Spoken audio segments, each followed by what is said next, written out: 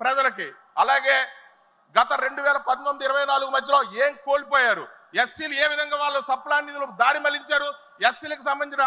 ఏదైతే నిధులు ఉన్నాయో అలాగే మనం ప్రవేశపెట్టిన అనేక పథకాలు ఏ విధంగా మనం కోల్పోయాం, అలాగే బీసీలకు మనం ఇచ్చే ఆదరణ ద్వారా ఇచ్చే పనిముట్లు కానీ, అలాగే బీసీలకు సబ్సిడీ ద్వారా రుణాలు ఇచ్చి బీసీలను పారిశ్రామికవేత్తలుగా తయారు చేయాలన్న మన నాయకుడు నారా చంద్రబాబు నాయుడు యొక్క ఆచరణ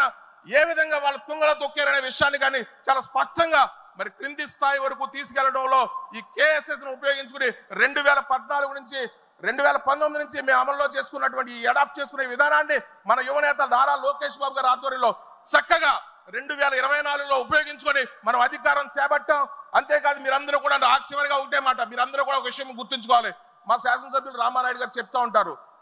మనం 5 సంవత్సరాల పాటు ఒక భూతాన్ని బంధించాం, మళ్ళీ ఆ భూతం అధికారంలోకి రాకూడదంటే మన అందరం అధికారంలోకి వచ్చాం, ఇంటిలో కూర్చుని రెస్ట్ తీసుకుంటే సరిపోదు, కుదరదు. మళ్ళీ మన రాష్ట్రం ముందుకు వెళ్ళాలన్నా, మన రాష్ట్రం అభివృద్ధి పదంలో ముందుకు వెళ్ళాలన్నా మన తెలియజేస్తూ నాకు ఈ అవకాశం ఇచ్చిన పెద్దలందరూ కూడా శిరస్సు వంచి నమస్కరిస్తూ